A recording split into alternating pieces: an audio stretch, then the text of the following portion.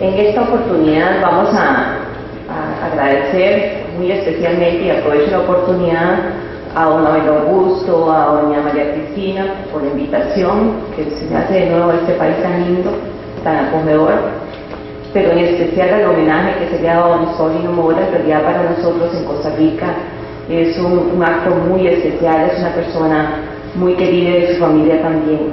Muchas gracias por eso.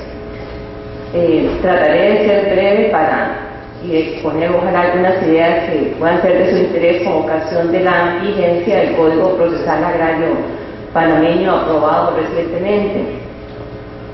En el caso de Costa Rica, voy a dividir mi presentación en 3 etapas. Primero, a exponerles cuál es la situación actual, la situación legal actual, la normativa vigente. En segundo lugar, cuáles son las proyecciones de reforma. Y en tercer lugar, qué es lo que hemos hecho ante esta etapa de transición para prepararnos para el cambio.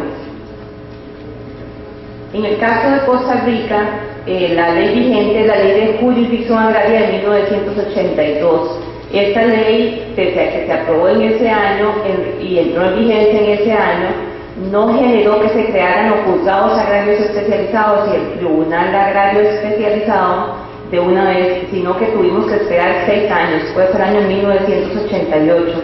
Mientras tanto, fueron los tribunales civiles los que conocieron la materia agraria por Ministerio de Ley. Gracias a la lucha que en ese momento se dio, y entiendo ustedes que están en ese proceso, Corte Plena dispuso la creación de estos juzgados. Una gran ventaja es que la ley le facultaba a Corte Plena para la creación de juzgados y de tribunales, porque entiendo en algunas materias es preciso la creación de una ley para generar este tipo de despachos nuevos. La Ley de Jurisdicción Agraria tuvo como gran virtud de que delimitó la competencia material de los tribunales agrarios basada en la teoría de la agrariedad del maestro italiano Antonio Carrozza, que ha sido considerado el padre del derecho agrario y nos ha ilustrado no solamente a nosotros en Costa Rica, sino también lo observo en el nuevo Código Agrario panameño, que ahí está establecida la teoría de la agrariedad, como suele suceder en las legislaciones agrarias en América Latina y en Europa. Esta Ley de Jurisdicción Agraria estableció un proceso que se llama verbal, que tiene algunas implicaciones de oralidad, pero su énfasis o la tendencia es hacia la escritura, o posiblemente, no sé si no es la formación que tenemos tan arraigada en la escritura, que ha hecho que la interpretación tradicional de la norma tenga este enfoque. Sin embargo, esa ley es bastante reducida y hace una gran remisión a la normativa procesal civil. Esto nos ha generado una serie de incertezas, porque depende de la interpretación que le den los jueces y juezas de las diferentes regiones, su aplicabilidad, y eso no es lo ideal porque no le da seguridad jurídica a las personas usuarias. Para ubicarnos un poquito en el sistema costarricense, tenemos la primera instancia de los juzgados agrarios. Para nosotros la cuantía no es relevante, no hay juzgados agrarios de menor o de mayor cuantía, como sí sucede en los procesos civiles, sino que cualquier cuantía llega a los juzgados agrarios que están ubicados en todas las regiones del país. La segunda instancia está concentrada en el Tribunal Agrario, que está ubicado en el edificio de Guadalupe en San José, y conoce todos los asuntos que provengan en apelación del país. Y la Sala Primera de la Corte Suprema de Justicia, que es el ente máximo que conoce la casación agraria. Los órganos auxiliares que esta misma legislación creó y que se mantienen es la defensa pública agraria, que no son simples defensores públicos gratuitos, sino que son defensores públicos especialistas en materia agraria. La fortaleza que ha tenido la jurisdicción, que tanto las personas juzgadoras como la defensa pública son especialistas en derecho agrario, en su gran mayoría egresados de la Universidad de Costa Rica, el programa de especialización. La segunda etapa de mi presentación es la gestión de reforma procesal. Originalmente en Costa Rica existió un proyecto de reforma legal muy importante e integral, que era el Código General del Proceso. Imagino ustedes pueden haber escuchado alguna referencia sobre este proyecto, este modelo, que estaba basado sobre todo en el Código Modelo Iberoamericano en materia procesal. Este código tenía una parte general referida a las normas procesales y libros especiales para diferentes materias: contencioso administrativo, laboral, agrario, civil, e inclusive había un libro especial para la materia ambiental, y porque en Costa Rica por lo menos no tenemos jurisdicción ambiental especializada, solamente en sede administrativa, pero en la sede judicial, por el principio de transversalidad, todas las jurisdicciones conocemos de lo ambiental. Lamentablemente este proyecto no pudo continuar porque se fueron separando las diferentes materias, creando proyectos especiales para cada una. La contenciosa administrativa, que ya está vigente con mucho éxito; la materia laboral, que ya está bastante avanzado el proyecto, listo para su aprobación en la Asamblea Legislativa, igual que la materia civil; y en el caso de la materia agraria, igualmente tuvimos que separarnos finalmente de los civiles, que eran los últimos que quedábamos con este modelo del Código General del Proceso, para crear nuestro propio proyecto de reforma procesal, que es el proyecto de Código Procesal Agrario. Este proyecto fue dictaminado afirmativamente hace pocos días por la Comisión de Asuntos Jurídicos de la Asamblea Legislativa y se remitió a consulta al Poder Judicial, al INDER. El INDER es el Instituto Nacional de Desarrollo Rural, que fue una transformación que se hizo vigente en noviembre del año pasado, que era lo anteriormente conocido como Instituto de Desarrollo Agrario. Y a las personas indígenas se les está formulando consulta. Ese es un proceso bastante innovador porque no tenemos experiencia de consultas a personas indígenas en cumplimiento de lo que establece el convenio 169. En la integración de la comisión redactora de este proyecto del Código Procesal Agrario, Corte Plena tuvo la visión de establecer que no fuera una comisión integrada únicamente por personas juzgadoras, sino que tuviera diferentes visiones. Es así como se seleccionó a una jueza representante de los juzgados agrarios de primera instancia, otra jueza representante del Tribunal Agrario, segunda instancia, y una magistrada de la Sala Primera de la Corte Suprema de Justicia, que es la presidenta de la comisión redactora, la magistrada Carmen María Escoto. En relación con las personas litigantes, se seleccionó a un abogado litigante especialista en la materia, y por la academia, para que también tuviera este enfoque, se seleccionó al entonces rector de la Facultad de Derecho de la Universidad de Costa Rica, que es doctor en Derecho Ambiental. El proyecto en realidad no se debe a esta comisión redactora, sino que se deriva de un proceso participativo muy amplio en que todas las personas integrantes de la jurisdicción agraria, sector litigantes, instituciones públicas involucradas han participado de una u otra manera hasta lograr entre todos y todas un producto que es precisamente el que está en estos momentos en la Asamblea Legislativa. Este proyecto está basado en todos los documentos que les refería anteriormente, que son sus antecedentes, pero también considero algunos aspectos muy particulares. En el tema de calidad tratamos de concretar lo que establece el Decálogo Iberoamericano para una Justicia de Calidad, producto de las reuniones de cumbre de los órganos judiciales. En materia de valores, igualmente muy importante, en el Código Modelo Iberoamericano de Ética Judicial y en el Estatuto del Juez Iberoamericano. En relación con las poblaciones vulnerables y vulnerabilizadas, tratamos de concretar algunos aspectos que por sí ya están bien delimitados en las reglas de Brasilia, porque en el caso de la materia agraria y agroambiental tenemos muchos grupos de poblaciones en esta condición. El proyecto también considera el aspecto de género. Se estableció aquí el análisis de la Convención de la CEDAW, que es para la eliminación de todas las formas de discriminación contra las mujeres, y el convenio de Belín do Pará, que establecen acciones de discriminación positiva en beneficio de las mujeres hasta que se logre una equidad. Tratamos de concretar algunas normas que así lo establecieran. En materia indígena, porque establecemos varias normas referidas a esta población, se consideró obviamente el convenio 169 de la OIT y la Declaración de las Naciones Unidas sobre los Derechos de los Pueblos Indígenas. En materia ambiental, igualmente los convenios internacionales que el profesor Mitchell hizo referencia ahora, y además la Declaración de Buenos Aires, que es producto también de las cumbres de los órganos judiciales. Los pilares de esta reforma procesal están delimitados con el enfoque que tiene el Poder Judicial de Costa Rica en estos momentos y desde hace rato, con la visión de don Paulino Mora, en estos momentos de doña Isabela Villanueva, presidenta actual, y son la justicia como un servicio público eficiente y simplificado. Lo que queremos ofrecer es respuestas rápidas, respuestas sencillas a la población usuaria, no solamente por nuestro nivel de sensibilización y conciencia, sino también por la presión de las personas usuarias, que cada vez exigen respuestas rápidas.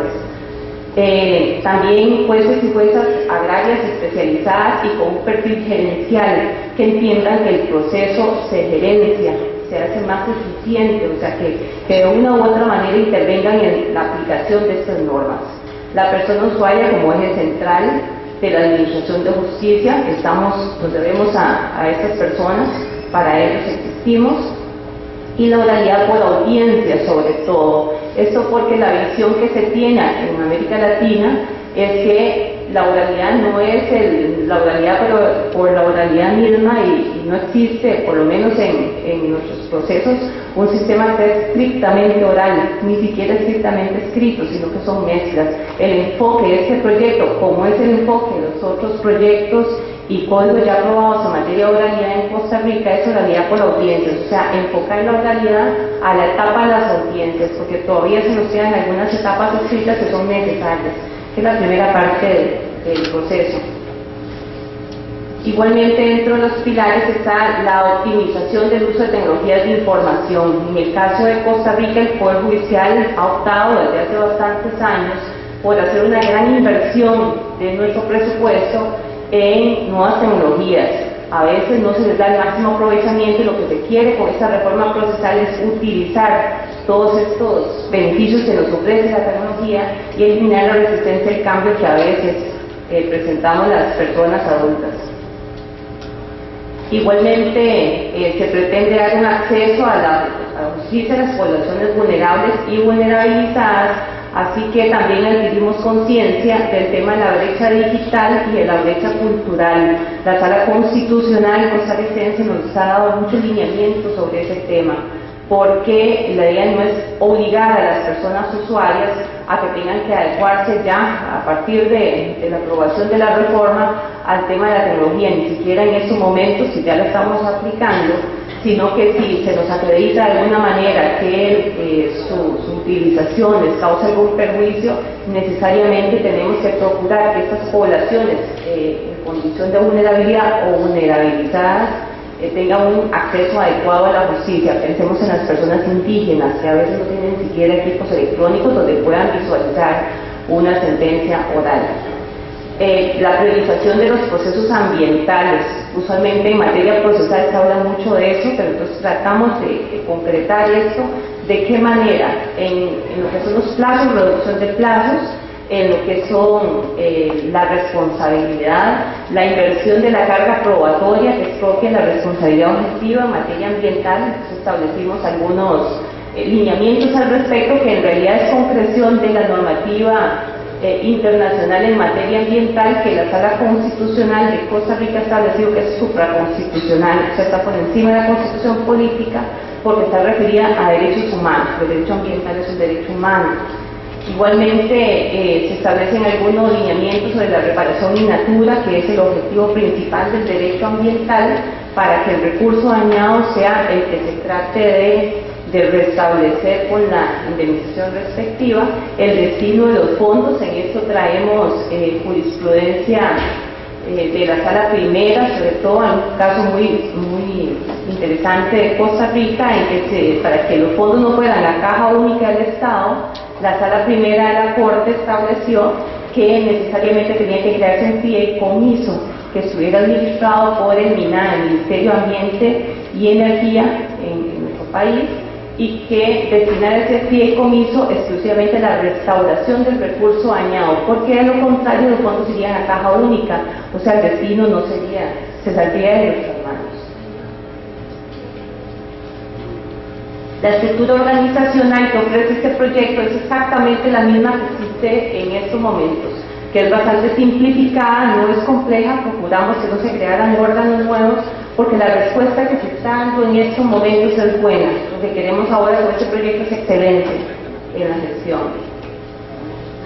Sobre el impacto de las personas usuarias, estimamos que va a ser muy positivo porque en la simplificación y la modernización de los trámites establecemos lo que es el expediente electrónico, que ya más adelante vamos a ver que tenemos ya experiencia en el tema, la gestión en línea, de manera tal que algunas personas usuarias o instituciones usuarias, como es la Procuraduría General de la República, el Instituto Nacional de Desarrollo Rural, el Registro Nacional, Catastro, algunos de esos órganos gestionaran en línea directamente, porque ellos intervienen en muchos procesos agrarios, entonces eso iba a ahorrar muchísimo el tiempo. La firma digital de las personas juzgadoras, de las partes, abogados, abogadas, litigantes, en ese momento ya inclusive pueden hacerlo, notificaciones electrónicas, enfatizamos mucho lo que es el principio que ha desarrollado la Sala Constitucional sobre la informalidad de los formalismos procesales. Ya en estos momentos de por sí el proceso agrario siempre ha sido bastante informal, no muy respetuoso de las formas y ellas no derivan aspectos importantes para lo sustantivo, pero sí lo enfocamos aún más. El sistema procesal integral que se establece lo que pretende es ya no hacer remisiones a otros cuerpos procesales, sino que sea un documento que sea coherente en su formulación, para evitar interpretaciones que quizás no puedan ser adecuadas de acuerdo con los lineamientos del proyecto, con los objetivos que establece. De ahí que las remisiones que se hacen a otros cuerpos procesales son mínimas, especialmente referidas a la materia cobratoria.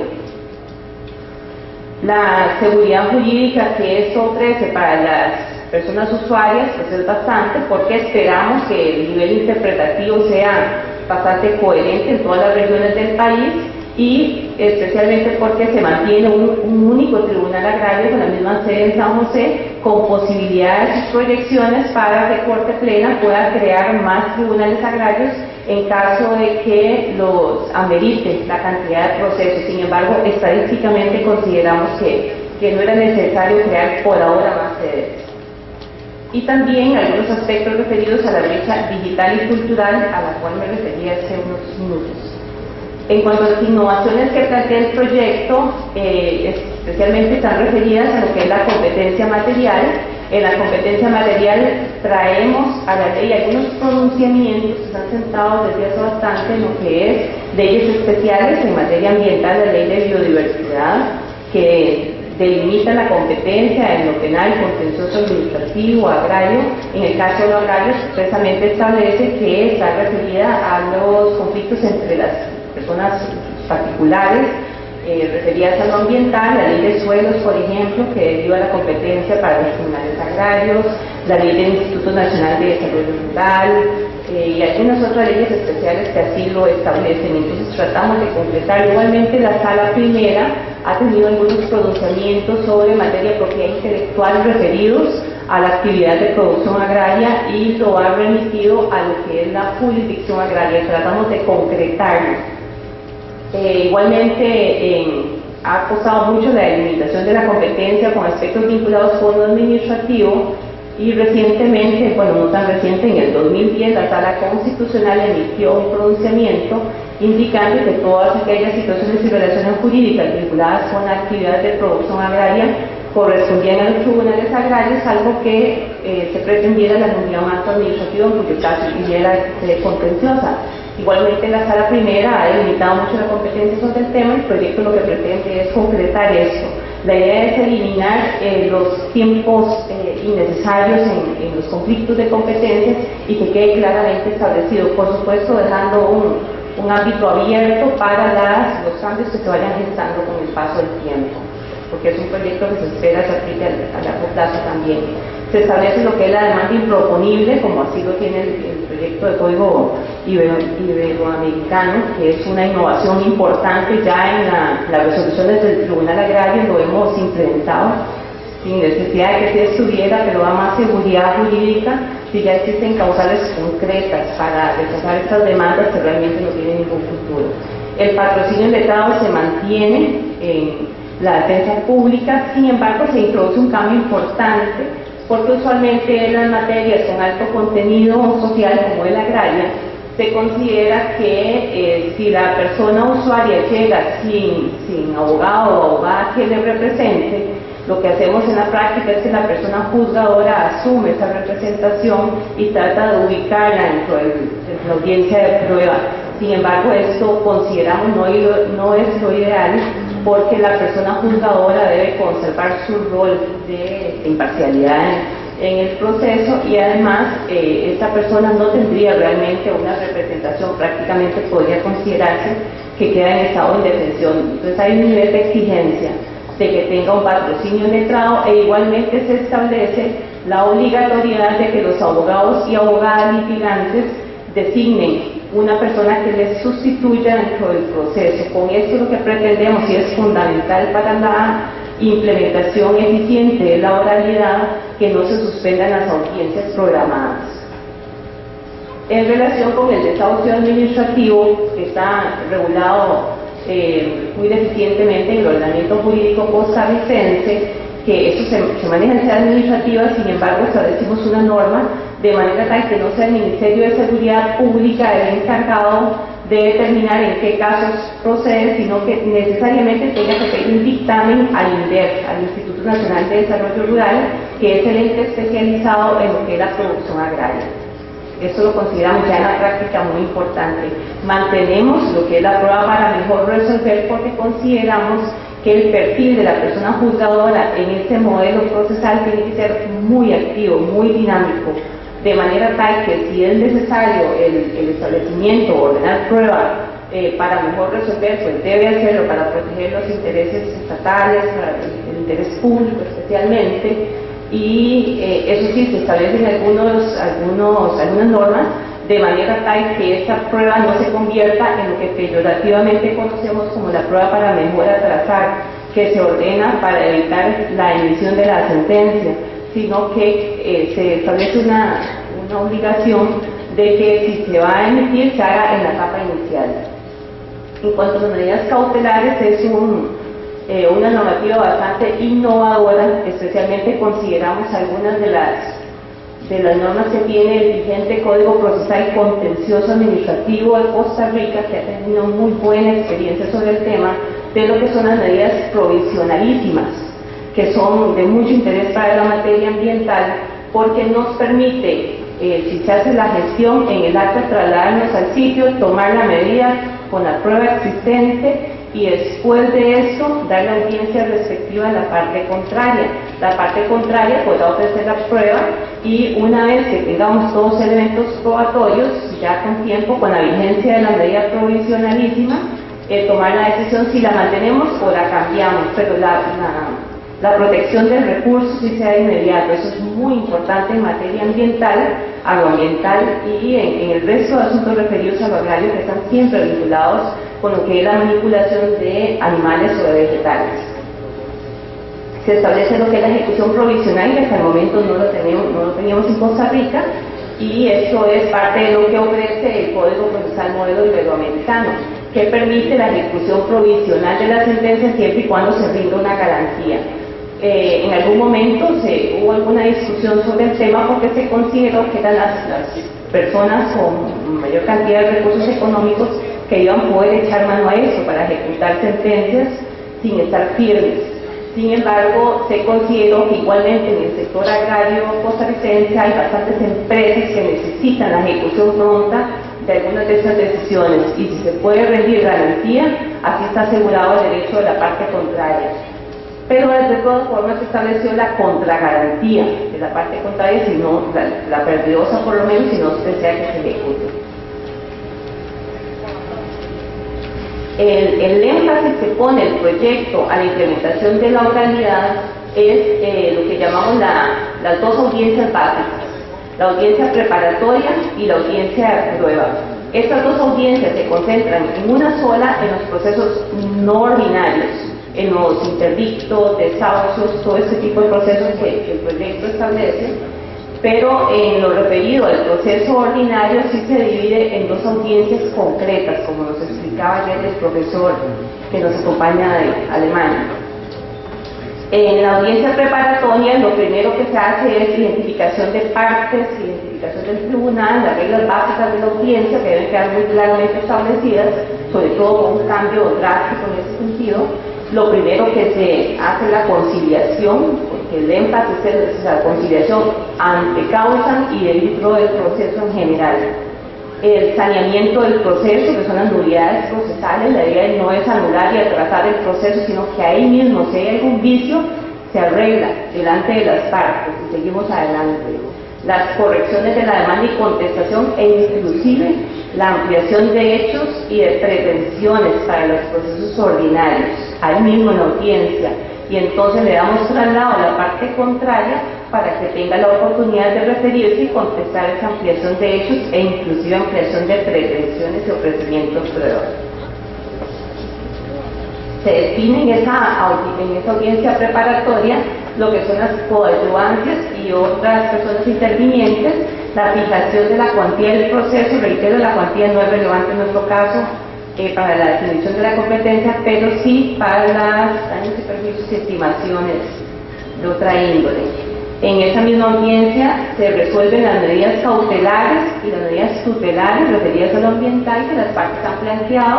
Se recibe ahí mismo la prueba. En caso de que el despacho sepa que hay una medida cautelar o tutelar de por medio, esta audiencia la hacemos en el sitio, en el lugar de los hechos, aunque sea preparatoria, pero la hacemos allá para de una vez hacer el reconocimiento judicial del inmueble y recibir la prueba que sea necesaria.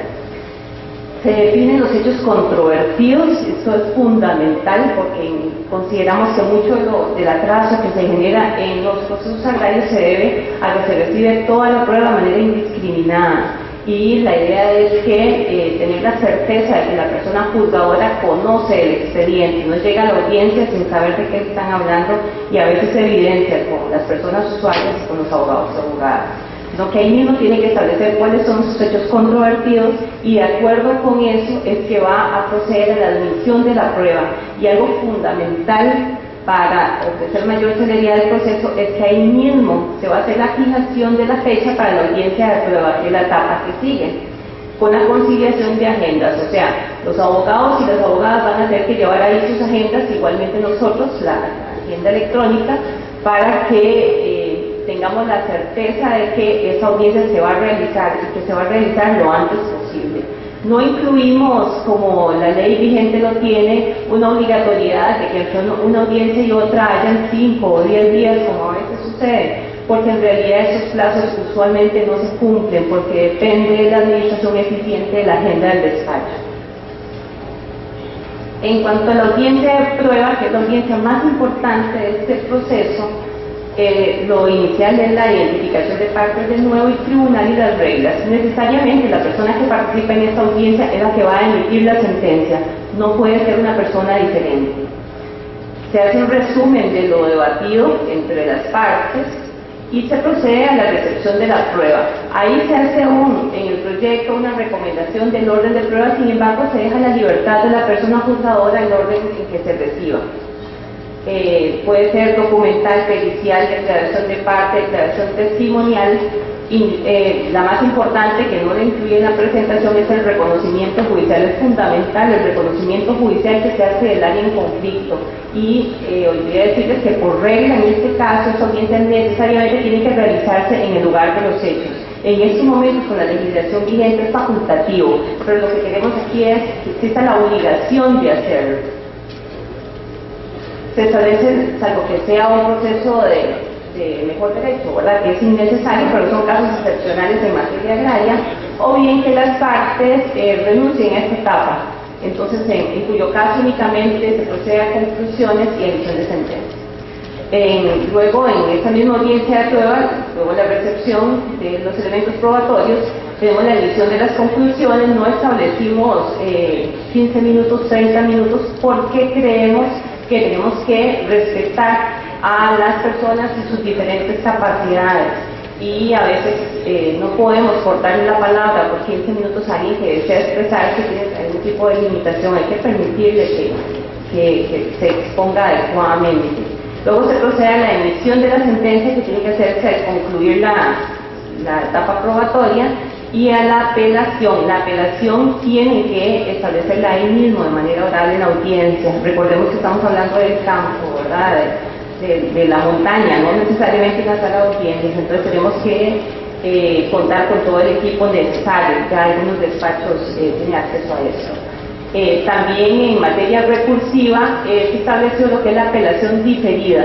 Eso es fundamental para la audiencia preparatoria, porque hay algunas resoluciones que tienen recurso de apelación, pero en este caso se le admite el recurso de apelación, pero queda ahí, se difiere para trasladarse al superior, al tribunal agrario, en caso de que la persona que planteó esa apelación resulte perdidosa, porque si resulta que gana o le emiten una sentencia estimatoria de la demanda o de la contrademanda, puede que pierda interés en esa apelación.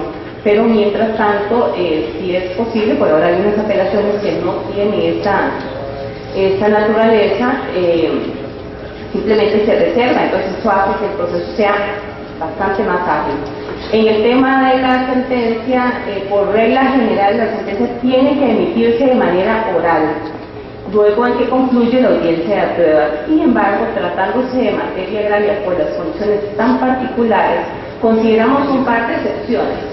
Una es el caso de los procesos que sean de excepcional complejidad, en cuyo caso la persona juzgadora tendrá que indicar, argumentar el por qué estima que es así. Y el otro caso, que es muy importante, es por la seguridad de las personas participantes, ya sea personas usuarias, pues, beligerantes, ya sea condiciones naturales, algún río o alguna crecida de un río que impida que se pueda salir, etcétera, condiciones de ese tipo que en materia agraria, como hacemos la audiencia de prueba en el campo, hay situaciones no previstas. En caso de que a solicitud de alguna parte o por disposición del tribunal, considerando la brecha digital y la brecha cultural, soliciten la transcripción de la sentencia, se les transcribe la sentencia. Igualmente tendrá que emitirse de manera oral. Esperemos que la tecnología nos permita más adelante hacer la transcripción directa. En este impasse entre la legislación vigente y la aprobación de ese proyecto de reforma, que es una asamblea legislativa, la jurisdicción agraria no se ha quedado brazos cruzados, sino que ha seguido los lineamientos de Corte Plena, la implementación de la oralidad con o sin reforma procesal. Es así como voluntariamente, tanto el Tribunal Agrario como 4 de los juzgados agrarios más importantes del país se han introducido en el programa La Moderna Gestión Judicial, virtual y oral. Es un programa muy interesante que se tiene en Costa Rica. Este programa lo que pretende es una reingeniería de los procesos vigentes, la eliminación de etapas que no dan valor agregado. En el caso del Tribunal Agrario hicimos una valoración de todas las etapas del proceso y descubrimos que eliminamos algunas y nadie se dio cuenta, nadie resultó indefenso y ahorramos muchísimo tiempo. Este programa es de la Presidencia de la Corte, iniciativa de don Luis Paulino Mora, gerenciado por la doctora Jenny Quiroz y con el liderazgo de don Luis Guillermo Rivas, presidente de la Comisión de Oralidad. Este programa igualmente establece un sistema de control para la mejora continua, administración por riesgos, lo que es el manejo adecuado del proceso, expediente electrónico. Ya nuestros expedientes en el Tribunal Agrario y en estos 4 juzgados agrarios son todos virtuales. Se implementa el sistema de producción por audiencias orales, eso sin reforma procesal. Se implementan las sentencias orales, sentencias virtuales también. Elimina lo que es la delegación de funciones para la redacción de encabezados y resultados de las sentencias, que a veces las personas juzgadoras se lo dan a personas técnicas judiciales y no es lo correcto. O sea, la idea es que lo hagan completo quienes vamos a juzgar. Y se implementa la política cero papel, que ha sido muy importante en el Poder Judicial costarricense. Implementa el equipo de gestión para la mejora continua. Esto es que todos hay reuniones periódicas todos los lunes para ver en qué estamos fallando para mejorarlo continuamente. La votación es electrónica.